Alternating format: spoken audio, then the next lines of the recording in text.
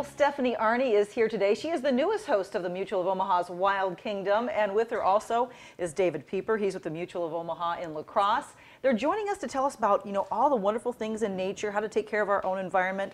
Today you have Larry with you. Tell us about Larry the alligator. Yeah, we brought Larry the American alligator, North American alligator, and what is really cool about this is that he is not huge, and I can hold him, and that's nice. And how old is he? Just a few years old. They start off quite small, and then they grow to possibly be 10 to 15 feet long. I've never seen a 15-foot long one, but I've heard stories. Okay, and it's one of those things they do grow about, what, a year? About how much a year maybe? A couple feet for the first 8 years. Okay, so he's going to get a lot bigger quickly. All right, well, while we say goodbye to Larry, because they're going to show us some other animals too, I want to ask you about how you got to become the newest member of Mutual of Omaha's Wild Kingdom as a host. Yeah, so what they did is they decided that for their 50th anniversary, they were going to bring Wild Kingdom back. And so they held this nationwide contest, and you had to enter in with a 2-minute video. Then they narrowed it down from like over 200 down to 12. We had to do this crazy public voting. I was like begging people. I was very uncomfortable.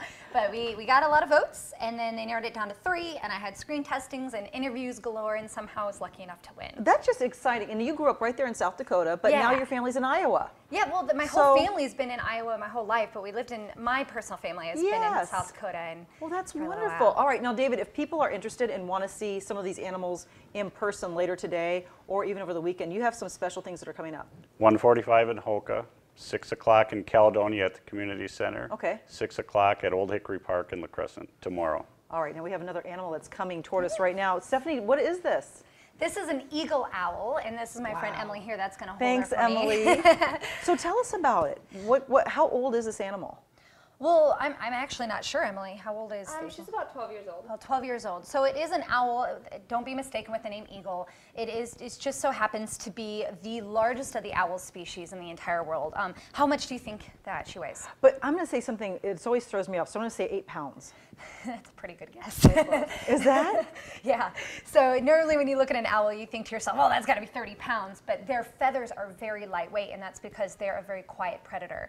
Coming out at night, looking for little mice around in the field, using their keen sense of vision and excellent sense of hearing to be able to find their prey. They swoop down. The mouse doesn't even know what's coming. Because they're such silent flyers. Yes, which also, like I said, makes them light. And I wanted to prove or help some people here, they cannot turn their head all the way around. Okay, that does not happen. What happens is their eyes are fixed in their head, unlike us who can look up and down in different directions. They cannot, they're stuck. So that's why they have the adaptation of being able to move their head around. So far. Okay. Don't always believe everything cartoons tell you. All right, and then also I think there was one more that was coming over that's native to our area that we see sometimes what they do, but we don't get to see them in person. So we just wanted to show you really quickly. This is Jamie bringing our 4-month-old American beaver. My favorite thing about these animals is how social and affectionate they are. They're very family orientated, and they also happen to be, besides humans, one of the top architects in nature. Yes, they are. They build these lodges that are very intricate, very specific. They even understand air circulation and make chimneys. They have they like bananas. I never knew that either. Obviously, it's kind of a candy for them. Well, you guys stay with us. We are going to go ahead and take a quick break and check in with Michelle because she's going to tell us more about our weather forecast, what's coming up for Oktoberfest. So stay right there. Here's a live look through City Cam 8 as we go to break.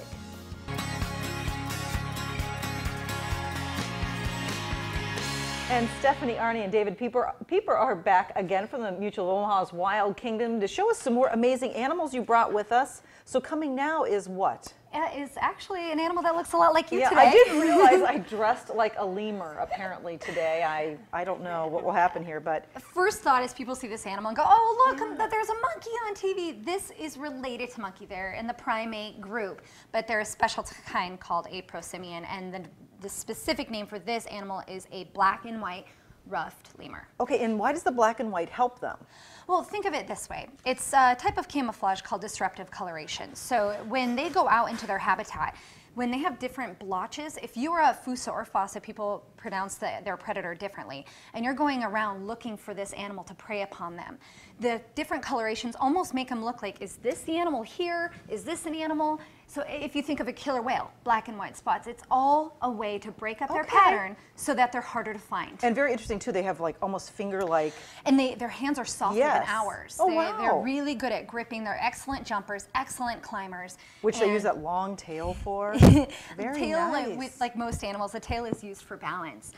Fur, this really thick fur really acts as not only to keep the animal warm, but if there is precipitation, it keeps it from getting down to their skin, which another thing is for helping them, keeping them warm. Well, he is just lovely. And they are from Madagascar, which is the island that's off the east coast of Africa, and they're only found there. Very good. Well, thanks so much for bringing this in. All right. Well, also, we wanted to see the Siberian lynx that you brought as well.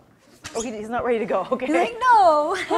Okay. So we brought a Siberian lynx. Now this is a kitten still. She's about 4 months old and still extremely large, as you can see. Now, as you really take a close look at their faces, though, you had mentioned earlier to me that if you look at the tips of their ears, it's one of the ways they collect sound. Yeah. So think of like a great horned owl has those as well. They have very excellent hearing, and so it kind of collects the hearing and brings it down into their ears. They have excellent vision as well. If they're hunting at night, they would see a mouse about 250 feet away. So like picture yourself on a racetrack and seeing how far 200 feet away, which is about 75 meters.